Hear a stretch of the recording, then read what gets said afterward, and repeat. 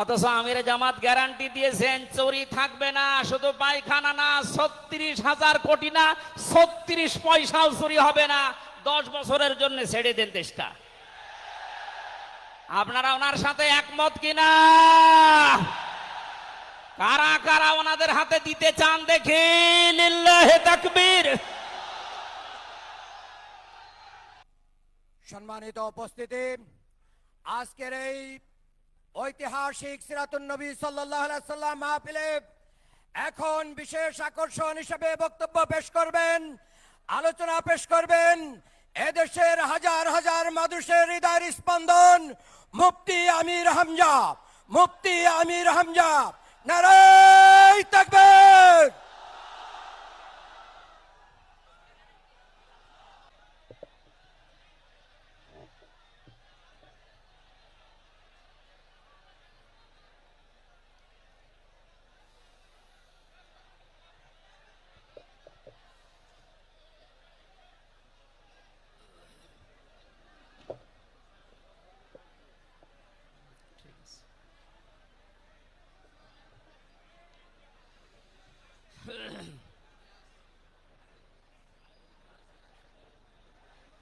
আসসালামু আলাইকুম ওয়া রাহমাতুল্লাহি ওয়া বারাকাতুহু।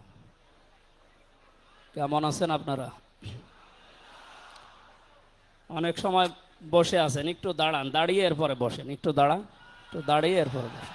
একটু দাঁড়ান, একটু দাঁড়ান। হ্যাঁ, বসেন বসেন। 10 সেকেন্ড সময় দিলাম, বসেন, তাড়াতাড়ি বসেন। আলহামদুলিল্লাহি রাব্বিল মাশরিকাইনি ওয়া রাব্বিল মাগরিবাইন আল্লাযী খালাকা কুল্লা শাইইন যাওজাইন ওয়া আওজাবা আলাইনাল ইহসানা বিল ওয়ালিদাইন ওয়া নাশহাদু আল্লা ইলাহা ইল্লাল্লাহু ওয়াহদাহু লা শারীকা লাহু وأشهد أن محمدا عبده ورسوله سيد الكونين صلى الله عليه وعلى آله وصحبه وأتباعه أجمعين ليلا ونهارا في الطرفين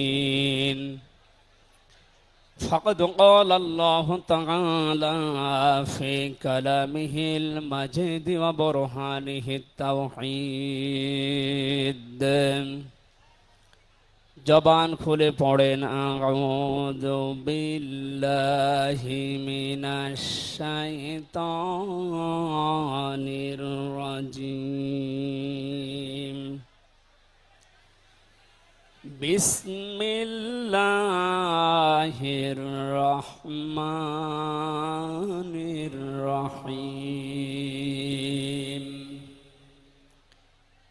লাকাদ কানা লাকুম ফি রাসূলিল্লাহি উসওয়াতুন হাসানাহ উসওয়াতুন হাসানাতুল লিমান কানা ইয়ারজুল্লাহা ওয়াল ইয়াউমাল আখিরা ওয়া যাকারাল্লাহা কাসীরা। সাদাকতা ইয়া রাব্বানা।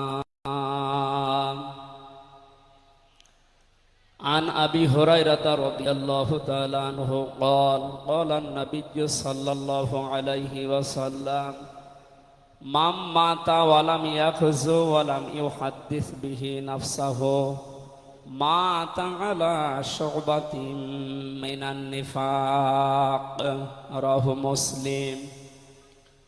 وقال تعالى في شان حبيبي إن الله وملائكته يصلون على النبي يا أيها الذين آمنوا صلوا عليه وسلموا تسليما اللهم صل على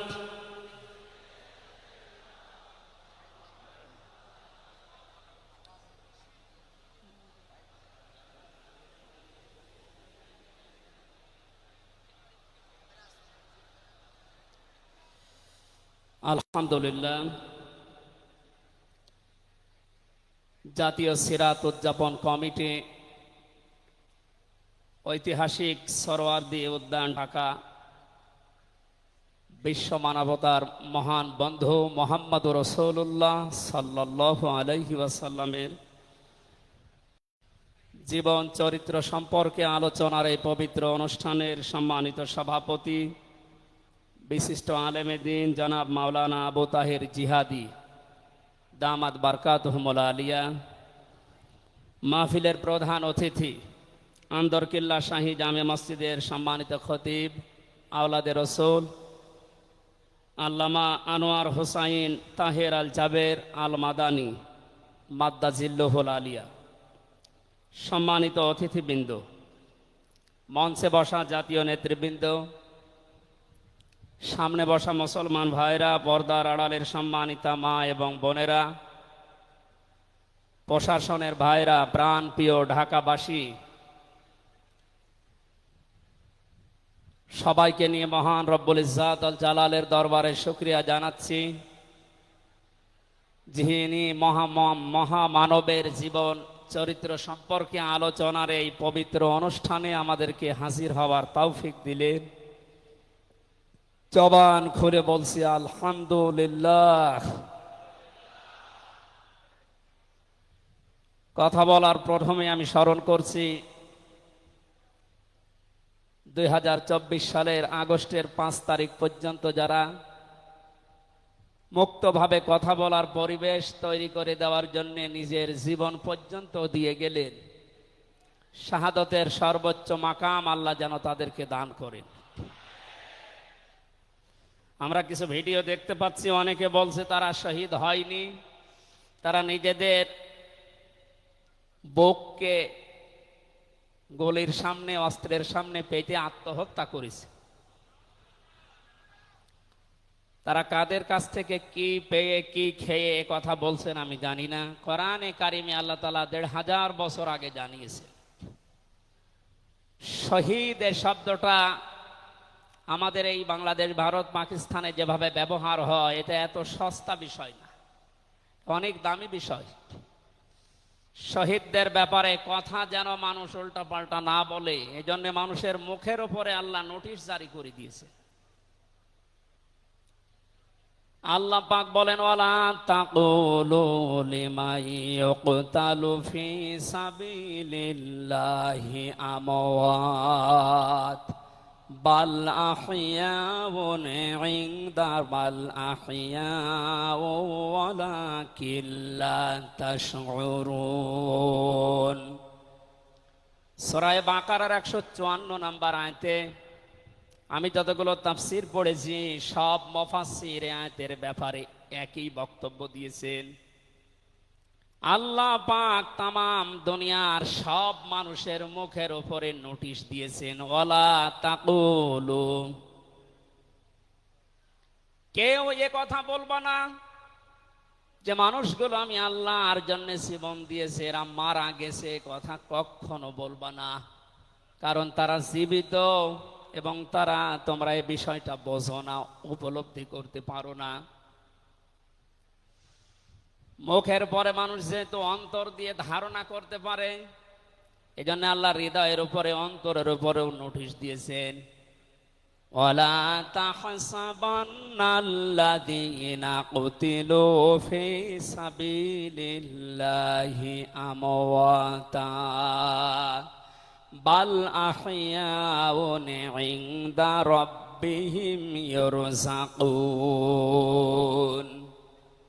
সূরা আলে ইমরানের 169 নম্বর আয়াতে আল্লাহ জানিয়েছেন, মুখ দিয়ে তো বলাই যাবে না যে শহীদরা মারা গেছে, এমনকি অন্তরে ধারণাও আনবে না যে শহীদরা মারা গেছে, বরং তারা জীবিত এবং আমি আল্লাহর কাছে তারা রিজিক প্রাপ্ত হচ্ছে। বলেন আল্লাহু আকবার। এই আয়াতটা যে 100% বাস্তব। আমি কিছুদিন আগে গিয়েছিলাম গাইবান্ধা, বাংলাদেশ ইসলামী ছাত্র শিবিরের সদস্য ছিলেন ভাইটা। আগস্টের 5 তারিখের আগে তিনি জীবন দিয়েছেন জালিমের বুলেটের সামনে।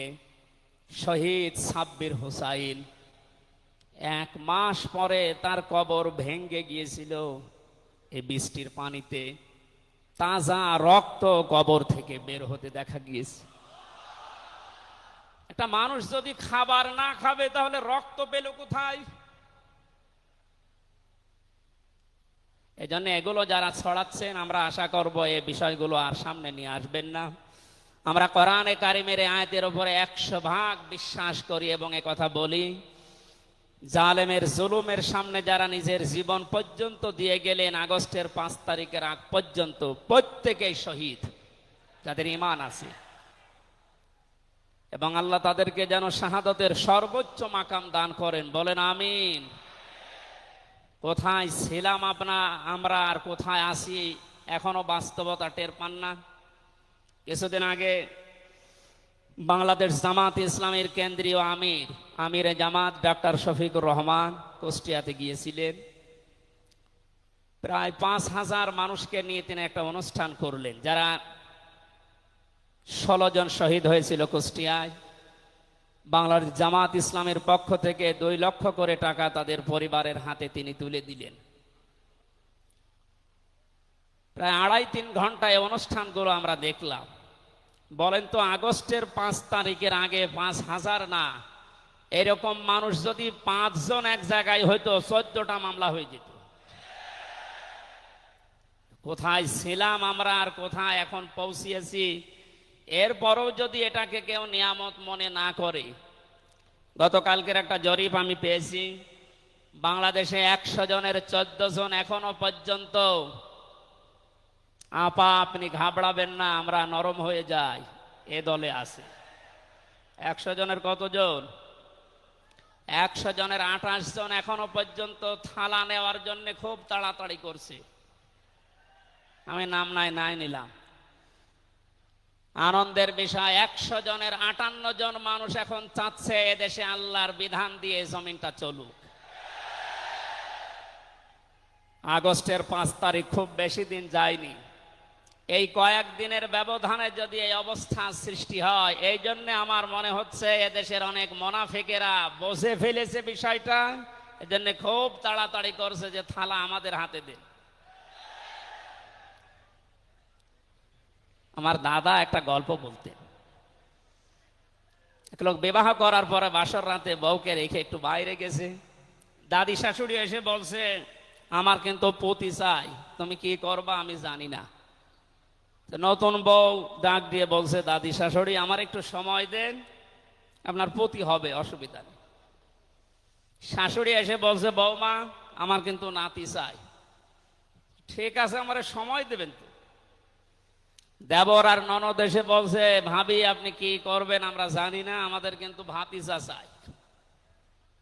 কিছুক্ষণ পরে স্বামী এসে বলছে, বউ তুমি কি করবা আমরা জানি না, আমার বেবি চাই।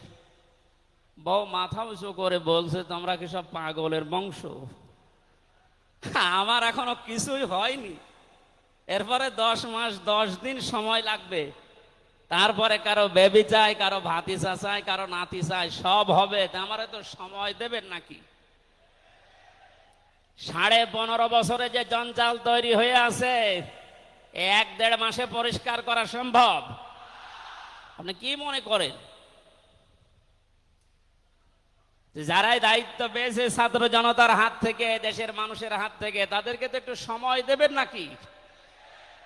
কুষ্টিয়াতে বাংলাদেশ জামাতে ইসলামের শ্রদ্ধাভাজন আমির উনি সাংবাদিকদের জানিয়েছেন, আমরা সম্মানজনক এবং যুক্তিপূর্ণ সময় তাদেরকে দিতে চাই, যেন দিনের ভোট আর রাতে না হয়। কথা বলেন না কেন? সুতরাং সম্মানজনক সময় নিয়ে তারা ঠিক ব্যবস্থা করবে, যারা খুব তাড়াতাড়ি করছেন তে 10 মাস 10 দিন সময় দেবেন না, এমনিতেই বেবি অনেকে ফ্লাক্সি লোড করে নিয়ে আসবে বাড়ি থেকে। সুতরাং আমরা চাচ্ছি সংস্কার যখন আরম্ভ হয়েছে দেশে 1628টা চেয়ার আছে এই দেশের মেন চেয়ার, এই চেয়ার না,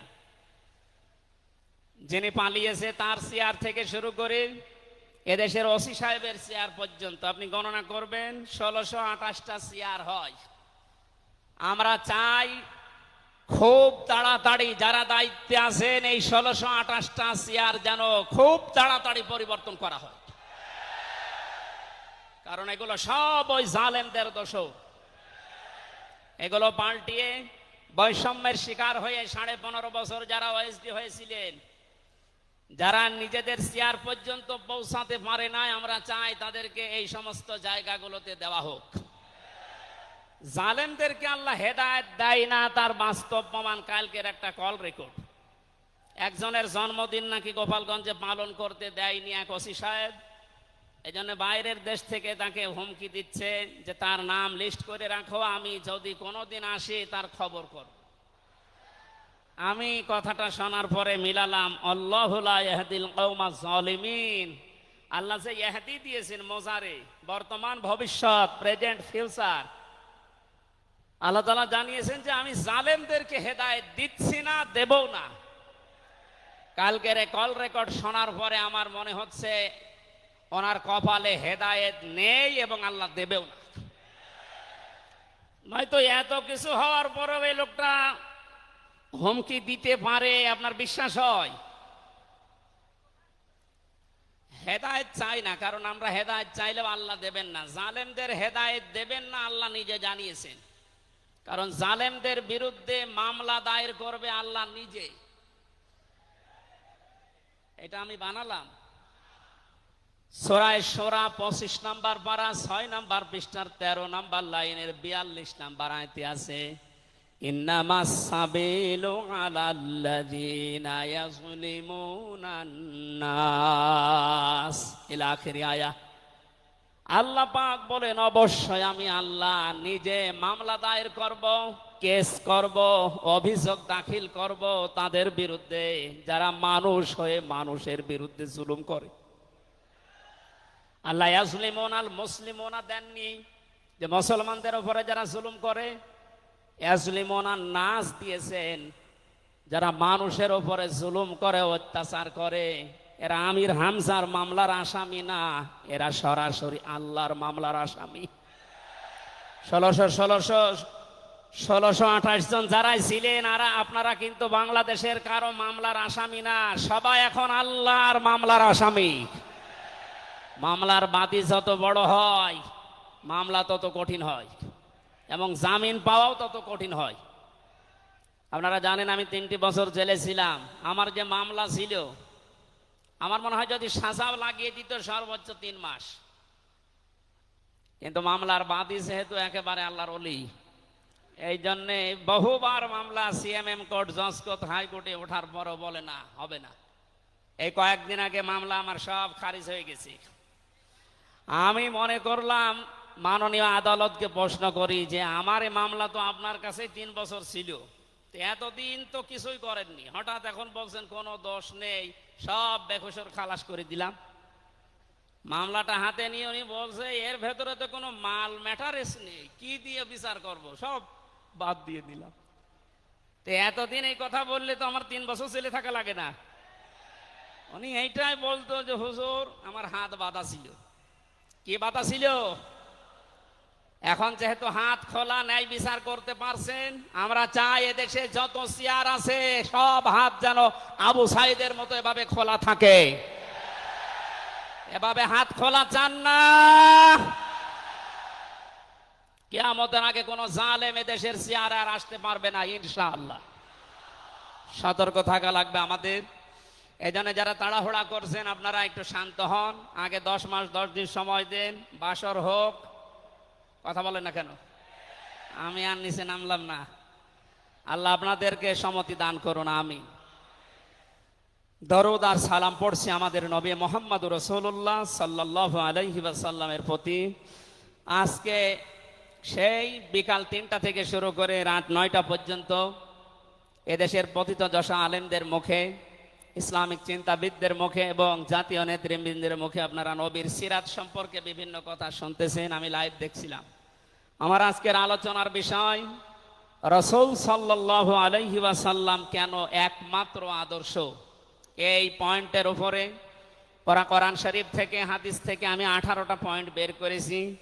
খুব সংক্ষেপে এর উপরে আপনাদের সামনে কথা উপস্থাপন করার চেষ্টা চালাবো ইনশাআল্লাহ। ওমা তাওফীকি ইল্লা বিল্লাহ। জবান খুলে কোরআনের এই সোনালী আয়াতটা একটু পড়েন। আউযু বিল্লাহি মিনাশ শাইতানির রাজিম। বিসমিল্লাহির রহমানির রহিম।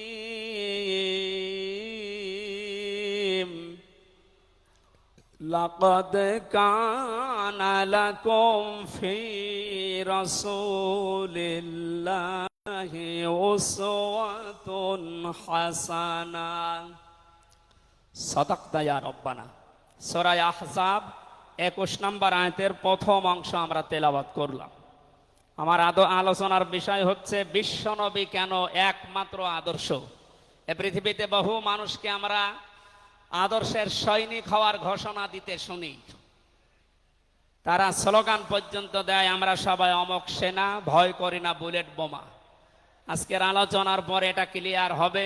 বিশ্বনবী বাদ দিয়ে অন্য কারো আদর্শের সেনার ঘোষণা যদি কেউ দেয়, এ মারা গেলে নবীর সুপারিশ থেকে বঞ্চিত ও চির জাহান্নামী। আমরা যেহেতু মানুষ এবং আমরা মুসলিম, আমরা জাহান্নামে যেতে চাই না। এই ছোট্ট ভুলের কারণে এই ভুলটা আজকে শুধরিয়ে নেব ইনশাআল্লাহ। সূরা আহজাব কোন সূরা বলেন তো? এটা ক্লাস চলছে, ছাত্রের মতো জবাব দেবে। আহজাব শব্দের শাব্দিক অর্থ দল সমূহ। এর এক বচনে হচ্ছে হিজবুন। হিজবুন মানে দল। পৃথিবীতে দল আছে দুইটা। প্রশ্ন আসতে পারে, বাংলাদেশে প্রায় 73টার উপরে দল, আর দল দুইটা মানে? হ্যাঁ, দল একটা হচ্ছে আল্লাহর দল, একটা হচ্ছে শয়তানের দল। আমরা সামনে বিস্তারিত ওই দুইটা দলের উপরে কথা বলবো ইনশাআল্লাহ। দল করা লাগবে এই ঘোষণা আমির হামজার না আল্লাহর? এই শব্দটা শুনলে অনেকে মানধাত আমলের দিকে নিয়ে যায়। আপনি আলেম মানুষ, হুজুর মানুষ, ইমাম সাহেব মানুষ, আপনি দল দাঁড়িয়ে এগুলো করবেন কেন? কোরআনে কারিমের যদি কেউ একটা আয়াত অবিশ্বাস করে, আর ইমান থাকার কথা। আল্লাহ পাক বলেন, ওয়ালতাকুম মিনকুম উম্মাতুন, তোমাদের ভেতরে অবশ্যই একটা দল থাকতেই হবে। তাহলে দল এই শব্দটা কোরআনে আছে না নেই? দল এই বাংলায় নেই, কিন্তু উম্মাতুন এ শব্দ তো আছে। আমি সেই দিন গাইবান্ধায় ওই দিন আলোচনা করার পরে একজন মুসলিম হয়েছিল, জিজ্ঞাসা করলাম। পরবর্তীতে ওই দিন আলোচনার বিষয় ছিল ভোট। উনি শিক্ষিত মানুষ, আমারে জিজ্ঞাসা করছে, আপনি ভোট এ শব্দ নিয়ে আসলেন, কোরআনে হাদিসে এই শব্দ আছে? এটা তো আরবি। হ্যাঁ আছে। আমানাত শব্দটা কোরআনে আছে। তাফসিরে মারিফুল কোরআন আল্লামা শফি রহমতুল্লাহ আলাইহি আমানতের প্রায় 19টা অর্থ দিয়েছেন। তার ভেতরে অন্যতম অর্থ হচ্ছে ভোট দেওয়া, রায় দেওয়া, সমর্থন দেওয়া। সুতরাং কেউ যদি ভোট এটাকে দুনিয়ার কোন বিষয় মনে করে এড়িয়ে যায়, সে কিন্তু মরণের পরে ধরা খাবে। কথা বলেন? আমরা আখেরাতে আদালতে ধরা খেতে চাই, আমরা বাঁচতে চাই। সুতরাং দল মাস্ট বি, করাই লাগবে। যে দলের কর্মসূচি দুইটা, তারা ভালো কাজে আদেশ করবে, অন্যায় কাজে বাধা দেবে। আল্লাহর ভাষা এরাই হচ্ছে সফল কাম দল। এদেশে যত দল আছে, এই দুইটি কর্মসূচি কারা পালন করে আপনি অবশ্যই দেখতে পাচ্ছেন। আপনার বিবেকের কাছে প্রশ্ন করে আপনি সামনে আগাবেন ইনশাআল্লাহ। তাহলে নবীজি আমাদের জন্য একমাত্র আদর্শ কেন? এর 1 নম্বরে আমি পেয়েছি, তার জীবনটা আমাদের কাছে পরিষ্কার। এই কারণে পৃথিবীতে আমরা যত নেতা নেত্রীকে মেনে চলতে দেখি, যে কোনো রাজনৈতিক দলের নেতা নেত্রী আপনি হন, ওই রাজনৈতিক দলে যাকে মানেন তার চরিত্র জীবন আপনার কাছে কিন্তু পরিষ্কার না। কথা বলে না কেন? আমি নাম ধরেই বলছি, আওয়ামী লীগ যারা করতেন, এখন আওয়ামী লীগ দেশে আছে কিনা আমি জানি না, আছে বললাম ওই যে 14%, ওরাও এখনো পর্যন্ত তওবা করে ফিরে আসার চেষ্টায় আছে। আল্লাহ যেন তাদেরকে তাওফিক দেন। আর যদি হেদায়েত না থাকে দোয়া করেও তো হবে না, আল্লাহ যেন তাদেরকে মায়ের কাছে পাঠিয়ে দেন। একটু আস্তে বলেন ভাই, এটা জোরে বলার দরকার নেই।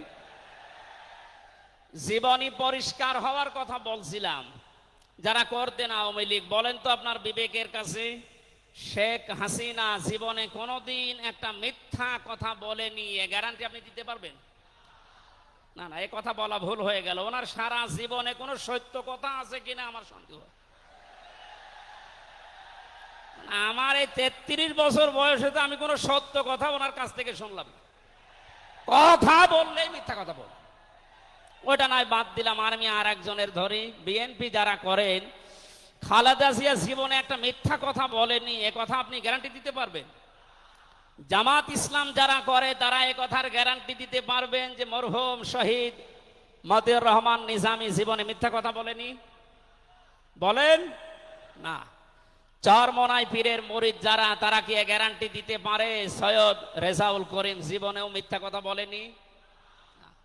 একজনের ব্যাপারে গ্যারান্টি আছে, আল্লাহ নিজে গ্যারান্টি দিয়েছেন, তার 63 বছরে একটা মিথ্যা কথা নেই।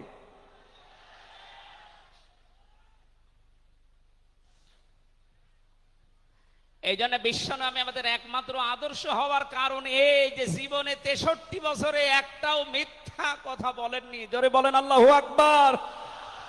এটা যে কত বড় বিষয় আপনি চিন্তা করলে আপনি চিন্তার রেখা শেষ করতে পারবেন না। আমাদের দিনের ভেতরে 24 ঘন্টায় কত মিথ্যা আসে, আর তার পুরা 63 বছরের জীবনে একটা মিথ্যা কথা তিনি বলেননি। 2 নম্বরে পেয়েছি আমি, তিনি উন্নত চরিত্রের অধিকারী ছিলেন। এমন চরিত্র আল্লাহ তাকে দিয়েছিলেন।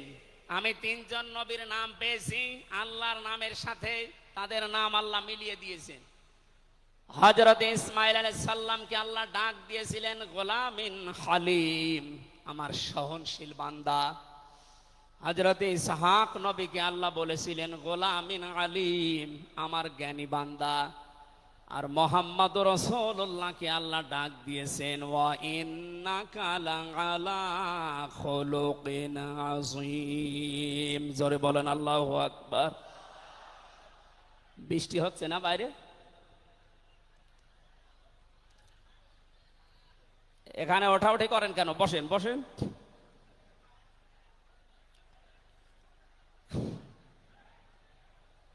এই কোরআনের আলোচনার ভেতরে কথা বললে কিন্তু গুনাহ হবে ভাই, কথা বলা যাবে না। কষ্ট হলে ওইভাবে থাকেন, কথা বলবেন না।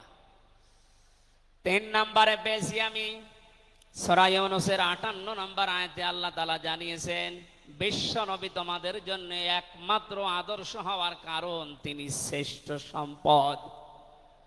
قل بفضل الله وبرحمته فبذلك فليفرحوا هو خير مما يجمعون। নবী আপনি বলুন, তামাম দুনিয়ার মানুষেরা যা গেইন করে, যা অ্যাচিভ করে, যা অর্জন করে, যা কিছু পেয়ে আনন্দে আছে, আমি আল্লাহর কাছে এই পৃথিবীর শ্রেষ্ঠ সম্পদ হচ্ছে আপনি। জোরে বলেন আল্লাহু আকবার। সুতরাং আপনার আদর্শ পেয়েছে যারা, সে মানুষগুলো যেন আনন্দে থাকে, তারা যেন খুশি হয়।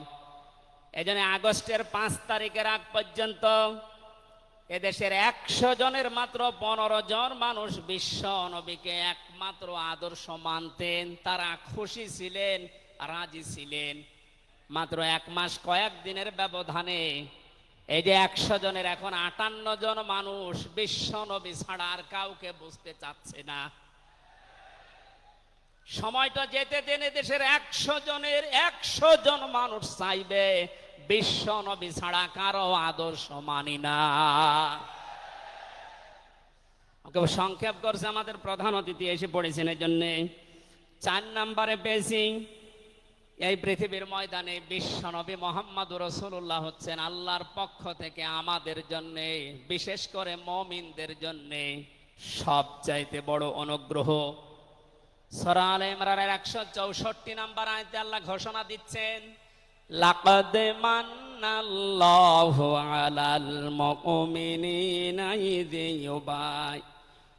লাকাদ মান্নাল্লাহু আলাল মুমিনিনা ইয বাআসা ফীহিম রাসূলা ইলা আখির আয়াত। অবশ্যই মুমিনদের জন্য এই পৃথিবীর ময়দানে বিশ্বনবী মুহাম্মদুর রাসূলুল্লাহ আল্লাহর পক্ষ থেকে একটা অনুগ্রহ। আমরা এক একটা আয়াতের ভেতরে বিভিন্ন তাফসীর অনুযায়ী যত কথা আল্লাহ জানিয়েছেন নবীর সম্পর্কে, এই প্রচন্ড গরমে আপনাদের কষ্ট হবে যেন আমি খুব সামারাইজ করছি। 6 নম্বরে পৃথিবীর ময়দানে বিশ্বনবী একমাত্র আদর্শ হওয়ার পেছনে কারণ এই, তিনি গোটা জাহানের জন্য ছিলেন একমাত্র রহমত। সূরা আম্বিয়ার 107 নম্বর আয়াতে আল্লাহ এই ঘোষণা দিয়েছেন, ওমা আরসালনাকা ইল্লা রাহমাতাল লিল আলামিন। বলেন আল্লাহু আকবার।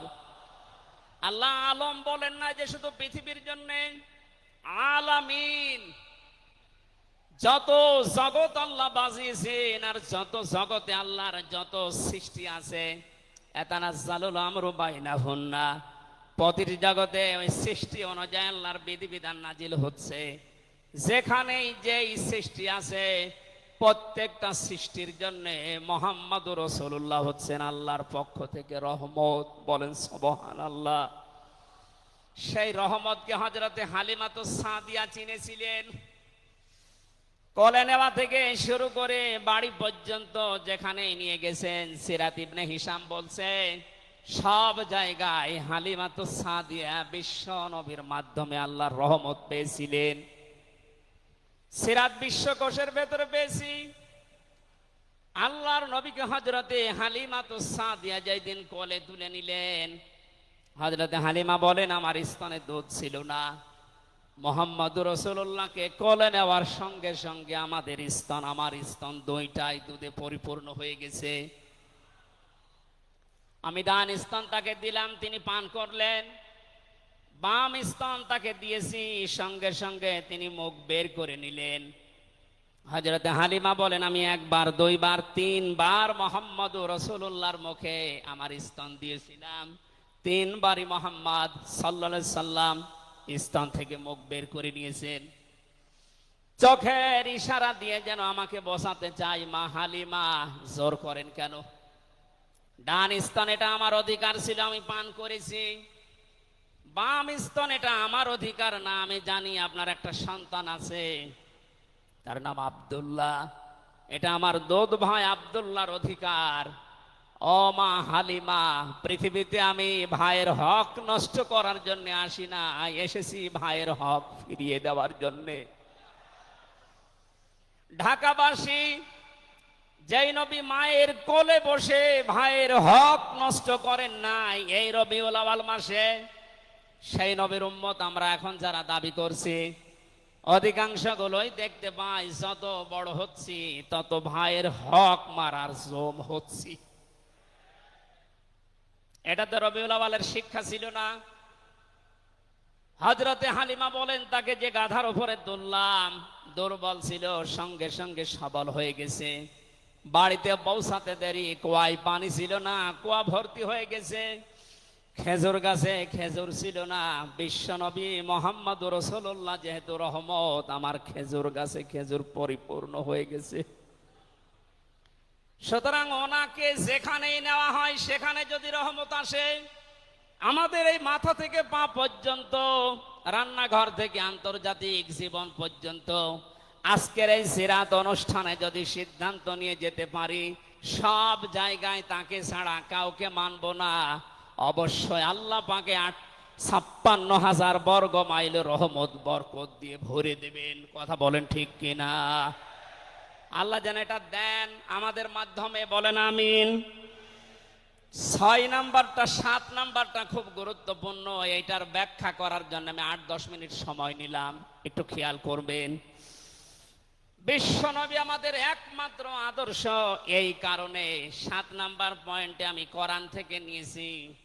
গণা মাপের গ্যারান্টি শুধু তার আদর্শ অনুসরণের মাধ্যমে।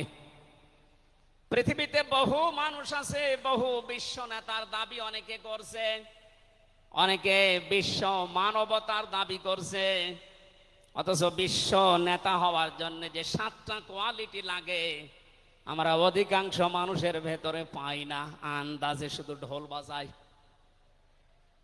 এ পৃথিবীতে বিশ্ব নেতার দাবি করতে পারেন নবীরা, রাসূলরা, কথা বলেন ঠিক কিনা?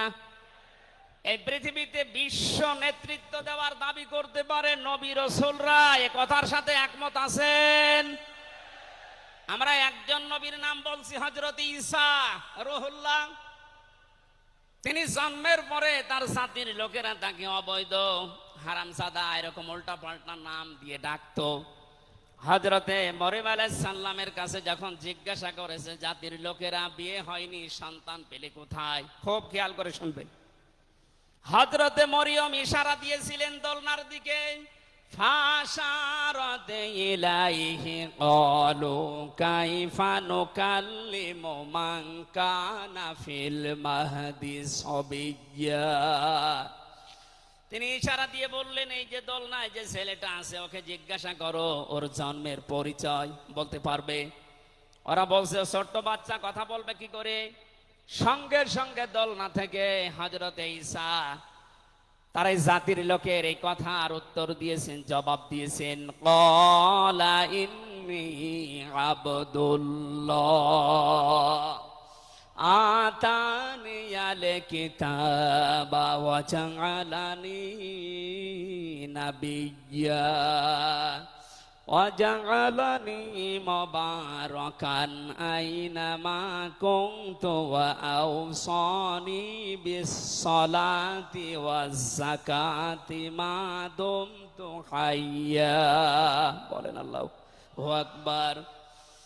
দোলনা থেকে হযরত ঈসা বললেন, আমি অবৈধ সন্তান না, আমি জারজ না, আমি আল্লাহর বান্দা। আল্লাহ পাক আমাকে জামানায় নবী করে পাঠিয়েছেন এবং আমাকে সামনে কিতাব দেবেন। আমাকে তিনি ওসিয়ত করেছেন, আদেশ দিয়েছেন আমি যেন সালাত আদায় করি, যাকাত আদায় করি যতদিন আমি জীবিত আছি। আমার মা আর বাবার সাথে, মায়ের সাথে যেন আমি ভালো ব্যবহার করি। এখানে কয়েকটা পয়েন্টের দিকে তাকান।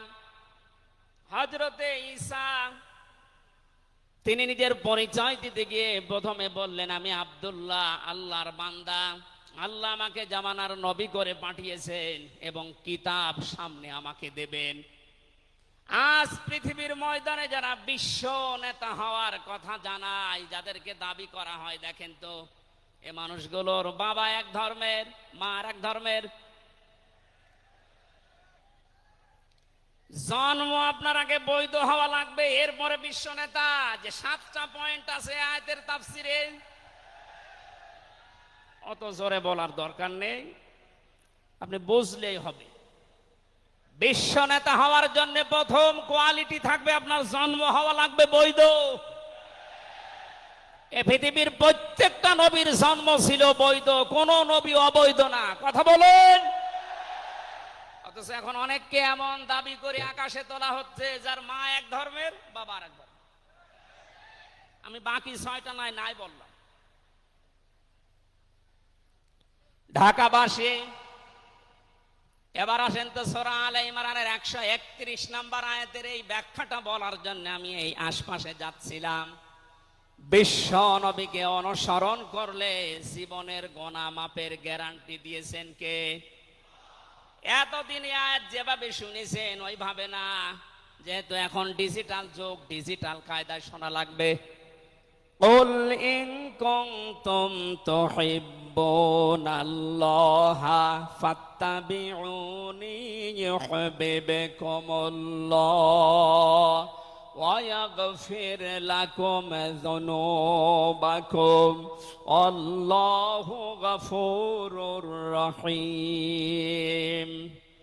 এটা তাফসিরে ফি জিলালিল কোরআনে সাইয়েদ কুতুব বিস্তারিত দিয়েছেন, আমি শুধু ইঙ্গিত দিচ্ছি, একটু তাকান। আল্লাহ পাক বলেন, নবী আপনি বলুন, যদি আল্লাহকে ভালোবাসি এ দাবি তোমাদের থাকে, এ দাবি আমাদের আছে না নেই? আল্লাহকে আমরা ভালোবাসি এ দাবি আছে না নেই? আল্লাহ বলেন, এ দাবি যারা করে তাদেরকে আপনি বলেন যে ফাত্তাবিউনি, তারা যেন আপনার অনুসরণ করে। আল্লাহ পাক বলেন, তারা যদি আপনার অনুসরণ করে ইউহিব্বুকুমুল্লাহ, আমি আল্লাহ নিজেই তাদেরকে ভালোবাসা আরম্ভ করব। আমি যদি কাউকে ভালোবাসি, তার জীবনের অপরাধগুলো মাফ করে দেই। আমি গফুর, আমি রহিম। এ পর্যন্ত বাংলা অর্থ ছিল। এবার আসেন ব্যাখ্যায়। এদিকে আসেন আপনারা, এদিকে আসেন। ফাত্তাবিউনি, আমার অনুসরণ করো, আমাকে দেখে দেখে চলো। এখন এই অনুসরণ করা লাগবে কি নবীজির জীবনের আংশিক না পূর্ণাঙ্গ? আরো জোরে বলেন, আংশিক না পূর্ণাঙ্গ? আব্দুল্লাহ ইবনে উবাইয়ের দিকে তাকান, এ লোকটা অনুসরণ করেছিল কিন্তু আংশিক। এই জন্য মুনাফিকের সর্দার হয়ে মারা গেছে। কথা বলেন ঠিক কিনা? তার নামাজ ছিল রসুলের মতো, রোজা ছিল রসুলের মতো, নবীজির পেছনে হজ করেছে, নবীজির সাথে, বিশ্ব নবীর সাথে ইফতারি করেছে, কিন্তু বিশ্ব নবী এই পৃথিবীর নেতা এটা সে মানত না। আজ বাংলা সহ বিশ্বে বহু মুসলমান এই থিওরিতে আছে, তারা নামাজ রসুলের মতো পড়ে, রোজা রসুলের মতো রাখে, কিন্তু সমাজ নবীজি, রাষ্ট্র নবীজি 10 বছর কোরআন দিয়ে চালিয়েছিলেন, এইটা মানতে তারা রাজি না। এ মানুষগুলোর অনুসরণ হচ্ছে আংশিক না পূর্ণাঙ্গ? সুতরাং আংশিক অনুসরণ করলে আল্লাহ কি আপনাকে ভালোবাসা আরম্ভ করবে? না। ইউহিব এটা মোজারে, বর্তমান, ভবিষ্যৎ, প্রেজেন্ট, ফিউচার। যখন আপনি পূর্ণাঙ্গ অনুসরণ করার জন্য দাড়ি থেকে, মাথা থেকে শুরু করে পা পর্যন্ত, রান্নাঘর থেকে শুরু করে আন্তর্জাতিক জীবন পর্যন্ত সব জায়গায় বিশ্ব নবীকে অনুসরণের সিদ্ধান্ত নিয়ে নেমে পড়বেন, আল্লাহ তখন ভালোবাসা আরম্ভ করবে। আয়াত অনুযায়ী এদেশে এখনো যারা পূর্ণাঙ্গ অনুসরণ আরম্ভ করেননি, একটু নিজের দিকে তাকিয়ে ভাবেন তো। আপনি 14 বার হজ করতে পারেন, 24 বছর রোজা রাখতে পারেন, প্রতিদিন 72 রাকাত নামাজ পড়তে পারেন নফল, কিন্তু এখনো পর্যন্ত আল্লাহর ভালোবাসা আপনি পাওয়া শুরু করেন। এ কথা বুঝে এসেছে?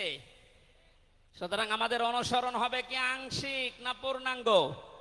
আরো জোরে বলেন। নবীজির মতো নামাজ পড়া যেমন, বিশ্ব নবীর মতো রাষ্ট্র চালাতেও হবে ওই রকম। নবীজি জানিয়েছেন, মান মাতা ওয়ালাম ইয়াখযু ওয়ালাম ইউহাদ্দিস বিহি নাফসাহু মাতা আলা শুবাতিন মিনান নিফাক। যে লোকটা মরে গেল কিন্তু তার এই চিন্তা ভাবনা ছিল না যে জমিন আল্লাহর কোরআন দিয়ে চলুক, এই লোকটা মুনাফিক হয়ে মরবে, কেউ তাকে বাঁচাতে পারবে না।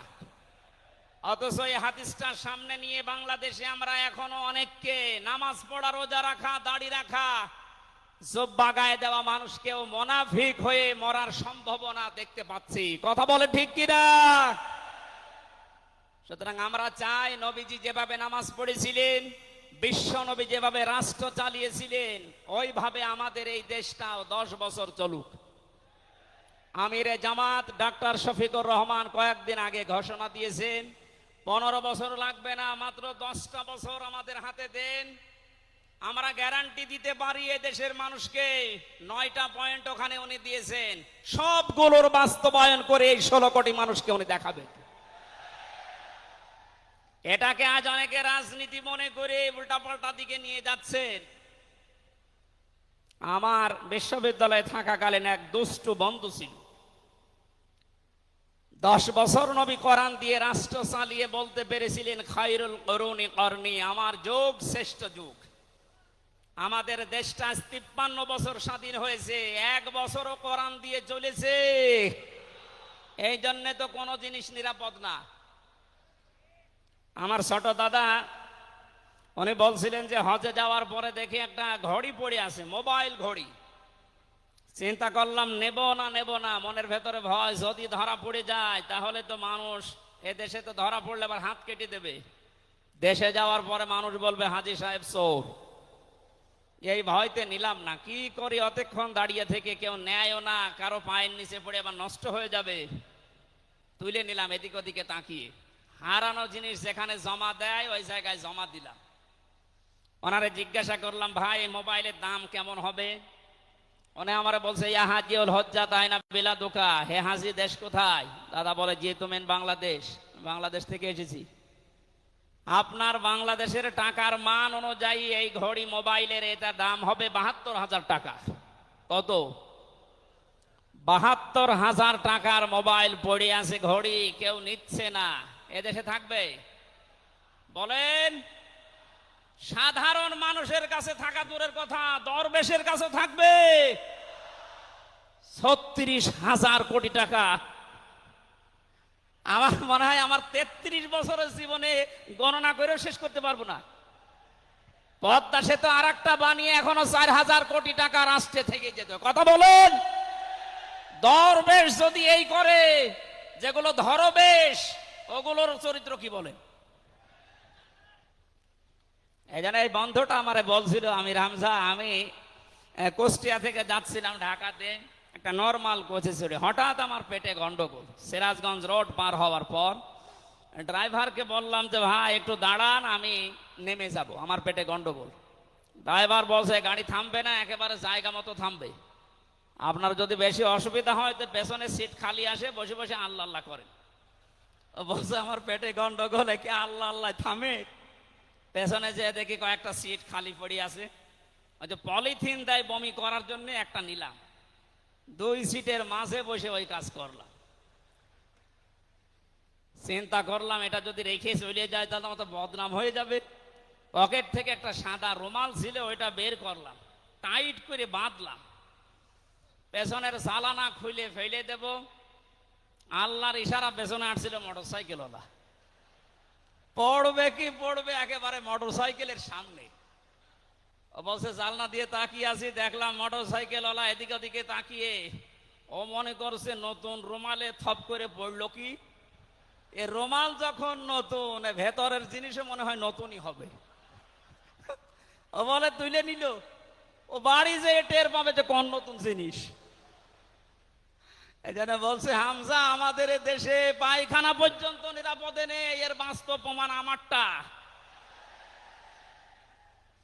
অথচ আমির জামাত গ্যারান্টি দিয়েছেন চুরি থাকবে না, শুধু পায়খানা না, ৩৬,০০০ কোটি না, ৩৬ পয়সাও চুরি হবে না।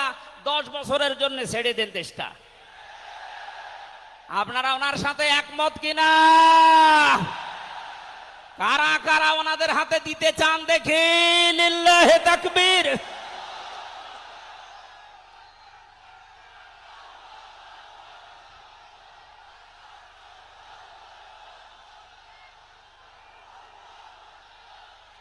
আলহামদুলিল্লাহ ভাই, এটা রেকর্ড হচ্ছে। এটা শুধু এই সামিয়ানার নিচে নেই, 18 কোটি মানুষ শুনতেছে। যারা এই ময়দানের থেকে হাত তোলা দেখে তারাও হাত তুলেছে। আমরা চাই এই হাত যেন আল্লাহর জন্য আপনারা তোলেন, মানুষকে দেখানোর জন্য না। সুতরাং আমরা যদি বিশ্ব নবী মোহাম্মদুর রাসূলুল্লাহর অনুসরণ আংশিক করি, আল্লাহর ভালোবাসা পাওয়া এখনো আমরা আরম্ভ করিনি। এই হিসাবে দেশের অনেক পীর, অনেক ইমাম, অনেক খতিব, অনেক আলেম, অনেক জনতা এখনো আল্লাহর ভালোবাসা পাওয়া আরম্ভ করেনি। গোনা মাফ, জান্নাত তো দূরের কথা। কারণ আল্লাহর ভালোবাসা যে পাওয়া আরম্ভ করবে, তার জীবনের গোনাগুলো আল্লাহ মাফ করবে, তাকে জান্নাতে দেবে। সুতরাং রাসূলুল্লাহ আমাদের একমাত্র আদর্শ হওয়ার কারণেই তাকে অনুসরণ করলে এই গ্যারান্টি পাওয়া যায় যে জীবনের গোনা আল্লাহ মাফ করে দেন। জোরে বলেন সুবহানাল্লাহ। 9 নম্বরে পেয়েছি, বিশ্ব নবীর সাথে কেউ যদি বেয়াদবি করে তাহলে সে ধ্বংস হয়ে যাবে। আপনি তাকান, তার আপন চাচা আবু লাহাব, এটা যদি সিরাতুন নবী মাহফিল, আমাদের ঢাকাতে এগুলো হয়তো নেই, এগুলো চট্টগ্রাম আর সিলেট বিভাগে বেশি পাওয়া যায়। রবিউল আউয়াল মাস আজকে শেষ। এ মাস আসলেই অনেককে দেখি নবীর জন্ম নিয়ে, নবীর মিলাদ নিয়ে আনন্দে আত্মহারা হয়ে যায়। পরিষ্কার ভাষায় বলছি, বাংলার মানুষেরা, নবীর মহাব্বত, নবীর ভালোবাসা মাস্ট বি লাগবেই। কিন্তু নবীর জন্ম নিয়ে, নবীর মিলাদ নিয়ে যদি কেউ শুধু আনন্দ করে মেতে থাকে, নবীর আদর্শর কোনো খোঁজ নেই, আপনি এই মুহূর্তে জেনে নিতে পারেন যে আপনি জাহান্নামী। তার প্রমাণ নবীদের আপন চাচা আবু লাহাব আর আবু তালেব। এই দুইজন চাচা নবীর আদর্শ পেয়ে খুশি ছিল না, তারা নবীর জন্ম পেয়ে খুশি ছিল। নবীর মিলাদে, নবীর জন্মে তারা এত খুশি হয়েছিল, আবু লাহাব নিজের কাজের মেয়েকে পর্যন্ত আজাদ করে দিয়েছিল। আবু তালিব নিজের সন্তান হযরতে আলীকেও কাছে রাখতো না।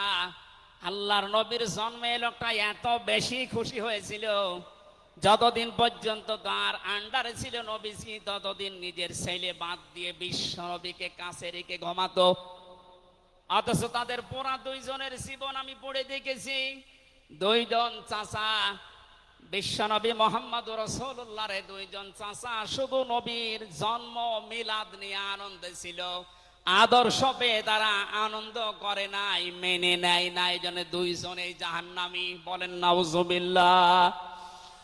সিস্টেম অপর পৃষ্ঠায় দেখুন, আরো দুইজন চাচার নাম আমরা জানি, হযরতে হামজা, হযরতে আব্বাস রাদিয়াল্লাহু তাআলা আনহুমা।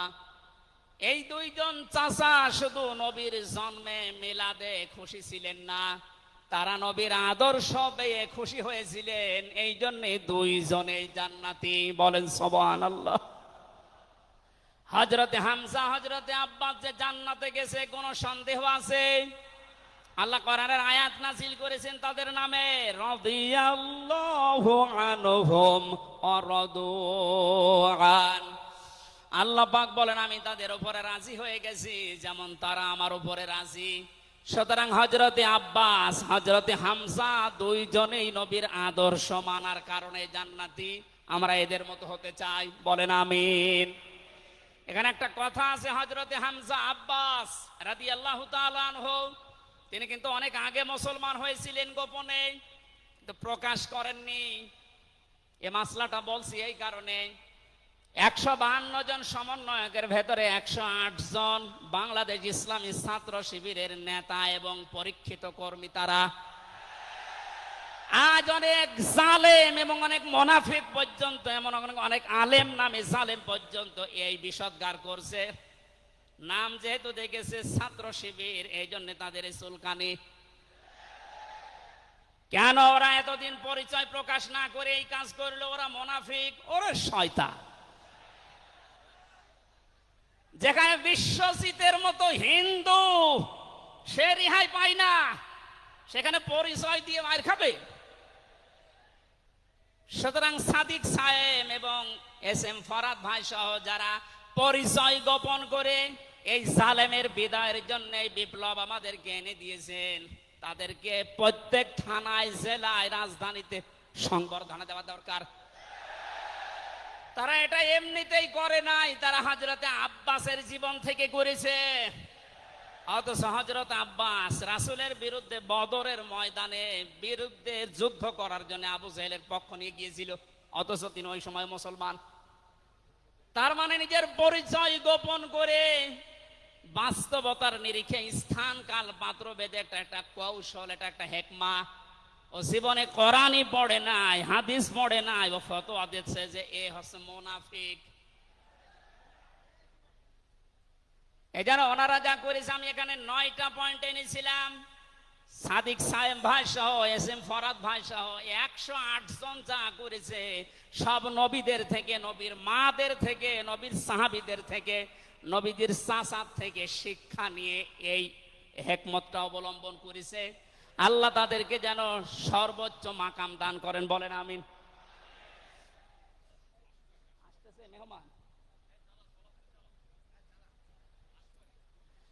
বেয়াদবি করলে যে মানুষের জীবন ধ্বংস হয়ে যায় রাসূলের সাথে, তার প্রমাণ পেয়েছি নবীজের চাচা আবু লাহাবের জীবন থেকে।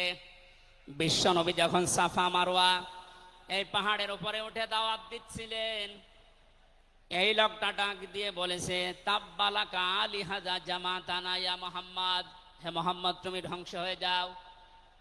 তাফসিরের কিতাবে সূরা লাহাবের তাফসিরে পড়েছি আবু লাহাব মোহাম্মদুর রাসূলুল্লাহকে শুধু ধ্বংস হয়ে যা এ কথা বলে নাই। সামনে একটা পাথর ছিল, পাথরটা হাতে নিয়ে নবীজির দিকে এভাবে নিক্ষেপ করেছিল। ঢাকাবাসী খুব খেয়াল করে শোনেন, এখানে আমার দুইটা পয়েন্ট আছে।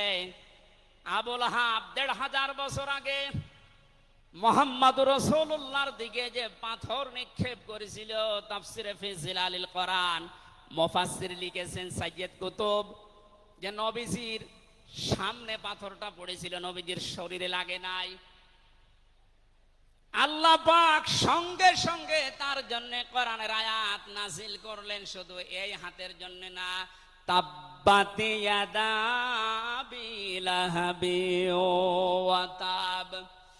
ইয়াদানে ছিল শব্দটা, ইয়াদাদি বচন আল্লাহ দিয়েছেন, অথচ আবু লাহাব পাথর নিক্ষেপ করেছিল কয় হাত দিয়ে? আরো জোরে আরেকবার বলেন। আল্লাহ যে তার দুই হাতই ধ্বংস করে দিলেন। জবাব দিয়েছেন মুফাসসির এইভাবে, আবু লাহাব যদিও এভাবে পাথর নিক্ষেপ করেছিল এক হাত দিয়ে, কিন্তু তার এই বাম হাত একটু নড়াচড়া করে সাপোর্ট দিয়েছিল। আপনি যদি এখান থেকে একটা কোনো কিছু নিক্ষেপ করেন এভাবে, এই হাত দিয়ে শুধু কাজ হবে না, এই হাতও নড়াচড়া করে সাপোর্ট দেবে। আল্লাহ এইটাও সহ্য করেন নাই। নবীজির বিরুদ্ধে যারা অবস্থান নিয়েছে, যে যতটুকু তার সাথে যারা সাহায্যে ছিল, সহযোগিতায় ছিল, আল্লাহ তাদেরকেও ধ্বংস করে দিয়েছেন। এই 15.5 বছরে আল্লাহর নবীর আদর্শকে, তার শিক্ষাকে, শিক্ষা ব্যবস্থা থেকে ডাইরেক্ট ডান হাতের মতো, অনেকে বাম হাতের মতো পেছন দরজা দিয়ে নাড়াচাড়া করে উল্টিয়ে ফেলেছিলেন। এই কথা বলেন না কেন? হযরতে আবু বকর আর নবীজির সেই সারে গারে সুরের সেই ঘটনাটা আমাদের শিক্ষা ব্যবস্থা এখন আর নেই। এগুলো তুলে ওখানে বাবার জীবনী বসিয়েছেন। সুতরাং নবীজিকে যারা আঘাত দিয়ে শিক্ষা ব্যবস্থা থেকে ৯৬% মুসলমানের এই দেশে নবীর আদর্শ বাদ দিয়ে অন্য কাউকে যারা বসাতে চেয়েছিলেন, যারা ডাইরেক্ট এগুলো করেছিলেন, যেগুলো মন্ত্রণালয়ের দায়িত্বে ছিল, বাম হাত দিয়ে যারা পেছন দরজা দিয়ে নাড়াচাড়া দিয়েছেন, উপদেষ্টা মণ্ডলের ভেতরে 2 জন আছে, তারা সমকামিতা প্রমোট করছেন, আমরা শুনতে পাচ্ছি। পাঠ্যপুস্তকে যে পরিবর্ধন আনার চেষ্টায় আছেন। ৯৬% মুসলমান কিন্তু ঘুমিয়ে যায়নি, এরা এখনো জেগে আছে। আমিরে জামাত কুষ্টিয়ায় সেদিন ঘোষণা দিয়েছে, দেশের মুসলমানের এখন আর 5 তারিখের আগের মতো ঘুমিয়ে নেই, সব সজাগ আছি আমরা। আরো জোরে বলেন। সুতরাং যারা ডান হাত দিয়ে চেষ্টা করছেন আল্লাহ বিরোধী, রাসূল বিরোধী, মানবতা বিরোধী এই কাজগুলোকে প্রমোট করার জন্য, বাস্তবায়নের জন্য, আর পেছনের দরজা দিয়ে যারা বিভিন্ন নাম নিয়ে আবু লাহাবের বাম হাতের মতো নাড়াচাড়া দিচ্ছেন, আল্লাহ পাক যদি ধরে আবু লাহাবের মতো ডান হাত বাম হাত সব কিন্তু ধ্বংস করে ছাড়বে। এই জন্য আমরা সাবধান বাণী উচ্চারণ করছি। এগুলোই যারা আছেন, আমি নাম নিলাম না, ছাত্র জনতা যেভাবে আপনাদেরকে উপদেষ্টা বানিয়েছে, আপনি 152 জনের 108 জনের দেখতে পারছেন না। এই মানুষগুলো কি চায়? 108 জন না, আমি 152 জনের সাথে যোগাযোগ রেখে দেখেছি, সবাই চায় এদেশে আল্লাহর বিধান চালু হোক। এই রবিউল আউয়াল মাসে রাসূলের চরিত্র যেভাবে শুনি, ওটা যেন বাস্তবে দেখতে পাই, সেটা চালু হোক। 53 বছর তো দেখলে বাবা চালিয়েছিল, দুর্ভিক্ষে মরিছে অনেকে, আমি দেখি না, আমার তো 33 বছর, এ মুরব্বীরা দেখেছি। স্বামী চালিয়েছিল অনেকের চাচা চালিয়েছে 9 বছর, ভাবি চালিয়েছে, এমনকি বউ চালিয়েছে, এটা তো দেখলাম। এখন শুধুমাত্র কোরআন দিয়ে চললে, নবীর আদর্শ দিয়ে চললে দেশটা কেমন দেখা যায় এটা দেখতে বাকি আছে। এটা আপনারা দেখতে চান না সামনে? আমার জীবনের সবচাইতে বড় শখ, আকাঙ্ক্ষা, তামান্না এইটা যে চর্ম চোখে যেন আল্লাহ আমাকে দেখায় যে ৫৬,০০০ বর্গ মাইল তার কালাম দিয়ে চলছে। এটা দিয়ে চললে যে কেমন দেখা যায়, এটা মিনি জান্নাত হয়ে যাবে। আপনি বিশ্বাস করেন এটা মিনি জান্নাত হয়ে যাবে। অনেকের এখনো পর্যন্ত শ্বশুর ভয় দেখাচ্ছে। আমির জামাত সেদিন বলেনি যে শ্বশুর ভয় দেখাচ্ছে মেয়েদেরকে যে তোমাদের ঘর বন্দি করে রাখবে। অনেকে যারা ডাইল খায়, মামা বাবা খায়, লাল পানি খায়, এরা কি খাবে? দেশটা যদি কোরআন দিয়ে চলে, নবীর আদর্শ দিয়ে চলে, পুরা দেশটা হয়ে যাবে মসজিদের মতো। মসজিদে প্রবেশ করলে যত বড় বিড়ি খোর হোক, যত বড় ডাইল খোর হোক, যত বড় বাবা খোর হোক, আর লাল পানি যেই খায়, ওই পরিবেশে গেলে কেউ কি চাইবে যে একটু লাল পানি খাই? কারণ পরিবেশটাই রহমত দিয়ে ভরপুর। কথা বলেন ঠিক কিনা? এজন্য মসজিদে প্রবেশ করতে হলে আল্লাহর রহমত আমরা কামনা করি। আল্লাহুম্মা আফতাহলি আবওয়াবা রহমাতিক। পুরা জায়গাটাই রহমত দিয়ে ভরপুর। আল্লাহর কোরআনের বিধান সেখানে চলে, এজন্য পুরা জায়গাটা রহমত দিয়ে ভরপুর করা। এই দেশটায় যদি আল্লাহর বিধান চালু হয়, রাসূলের আদর্শ চালু করতে পারি আমরা, পুরা দেশটা হয়ে যাবে মসজিদের মতো। তখন আর লাল পানি খেতে, বিড়ি খেতে আপনার মনে চাইবে না ইনশাআল্লাহ। আপনি জান্নাতি হয়ে মারা যেতে পারবেন, এই গ্যারান্টি আমরা দিতে পারি। সুতরাং আমরা রাসূলের সাথে কোনো বিয়াদবি যেন না করি। আমার মনে হয় মেহমান এসে গেছে আমাদের মাঝখানে।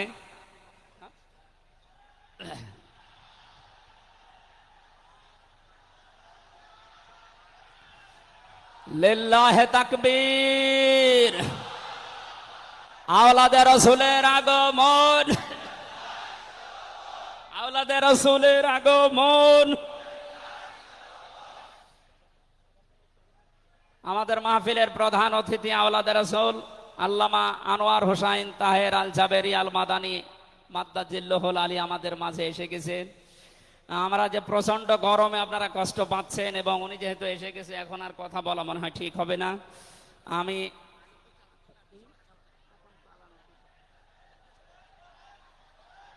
এই এখানে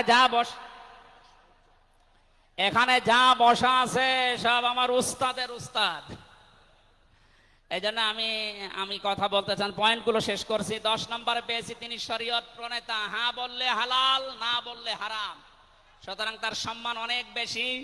11 নম্বরে তিনি ছিলেন দাঈ ইলাল্লাহ। তিনি ডাকতেন শুধুমাত্র আল্লাহর দিকে। কার দিকে? আমি একটা পয়েন্ট এখানে বলি, খুব খেয়াল করে শুনবেন। সূরা হামিম সেজদার 33 নম্বর আয়াতটা এতদিন যেভাবে শুনেছেন ওইভাবে না, একটু ভালো করে খেয়াল করে শুনেন।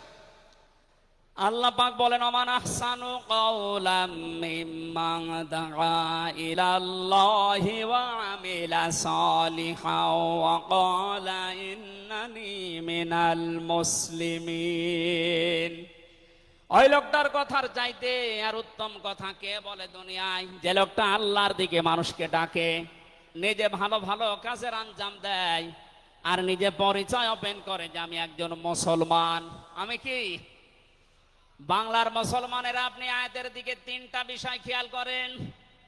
এদেশে কম বেশি আমরা 96% যেহেতু মুসলমান, এই জন্য আল্লাহর দিকে আমরা ডাকি, এটা আমি মেনে নিলাম।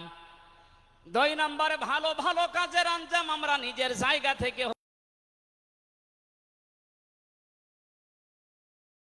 ওয়াকালা ইন্নানি মিনাল মুসলিমিন, আমি মুসলমান, এই ঘোষণা দেওয়ার মতো পরিবেশ এই দেশে এখনো আসে নাই।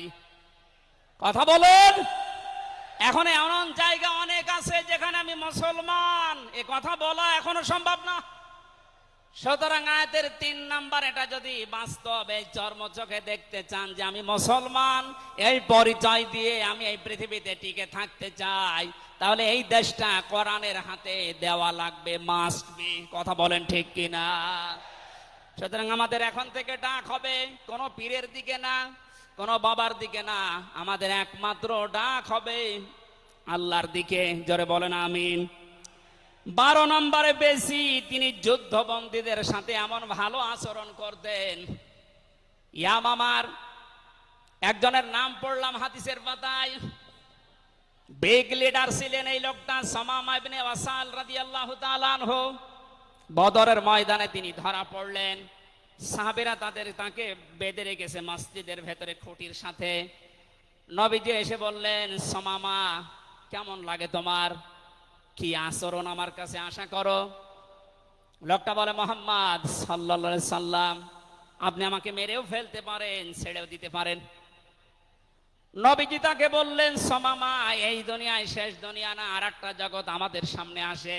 ইসলামের বিশাল কিছু তার সামনে তুলে ধরলেন।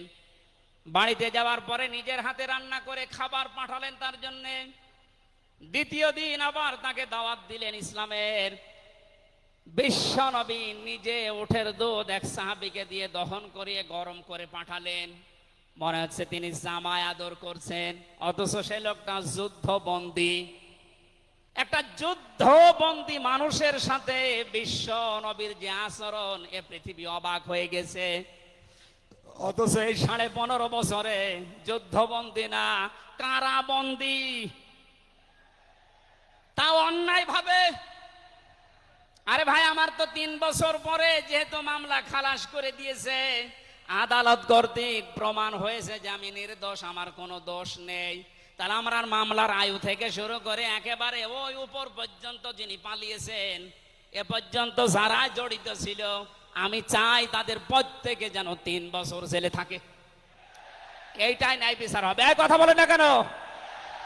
আমার জন্য 3 বছর, ব্যারিস্টার আরমানের জন্য 8 বছর, 11 বছর। কত বছর?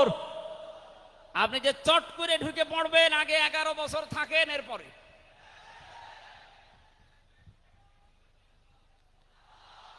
সুতরাং বাস্তবতা এইটাই। শত্রুদের সাথে তিনি যুদ্ধবন্দীদের সাথে কি আচরণ করলেন, আর আমরা অন্যায় ভাবে কারাবন্দীদের সাথে। আমি তো অন্যেরটা জানি না, নিজেরটার সাথে বলছি। এই যে মুরব্বী মানুষ বসে আছে, মাওলানা রফিকুল ইসলাম খান, এই মুরব্বীর পায়ে বেড়ি দিয়ে, হাতে হ্যান্ডকাপ দিয়ে, মাথায় দড়ি দিয়ে মনে হচ্ছে গরু টেনে নিয়ে যাচ্ছে। আমার 11 ঘন্টা টাঙিয়ে রেখেছিল, অথচ নিজেরাই বলছিল যে আপনার কোনো দোষ নেই। আমরা জানি তো দোষ নেই, আমরা ধরে রেখেছেন কেন, ছেড়ে দেন। বলে না, উপরের নির্দেশ। কোথায় পৌঁছিয়েছিল দেশটা। আর তারা এই রবিউল আউয়াল আসলে একদিন ছুটি দিত নবীর জন্মদিন পালন করার জন্য। নবীর আদর্শের কোনো খোঁজ খবর তাদের কাছে নেই। এই সুমামা ইবনে ওয়াসাল নবীজির আচরণ দেখে শেষ পর্যন্ত বাপদাদার ধর্ম ত্যাগ করে ইসলাম কবুল করেছিলেন। এই 15 বছর যদি এরকম কিছু দেখাতে পারতেন, লাখের উপরে মানুষ জেল খাটতেছে। আমার মনে হয় 100 জনের 70 জন মানুষ এই দেশে জেল খাটে, কিচ্ছু জানে না।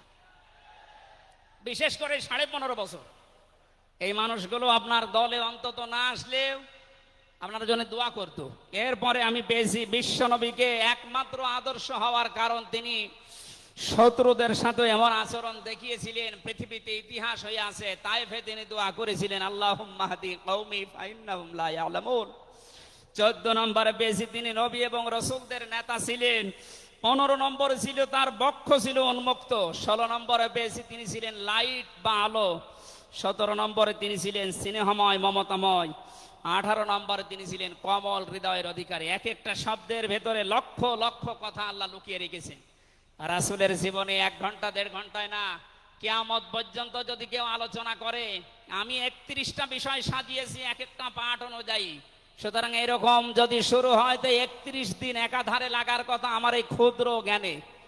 যারা আরো বড় বড় আলেম এখানে বসে আছে, কিয়ামত পর্যন্ত আলোচনা শুনবেন, করবেন। আমাদের নবী আজিম খুলুকিন আজিম, কোনোদিন শেষ হবে না ইনশাআল্লাহ। সুতরাং নবীজি আমাদের একমাত্র আদর্শ, এটাই ফাইনাল। তাকে ছাড়া আমরা কাউকে মানি না। উদারত আহ্বান জানাচ্ছি তাকে আদর্শ গ্রহণ করার জন্য। আমিন। বারাকাল্লাহু লানা ওয়া লাকুম ফিল কোরআনিল আযীম। আসসালামু আলাইকুম।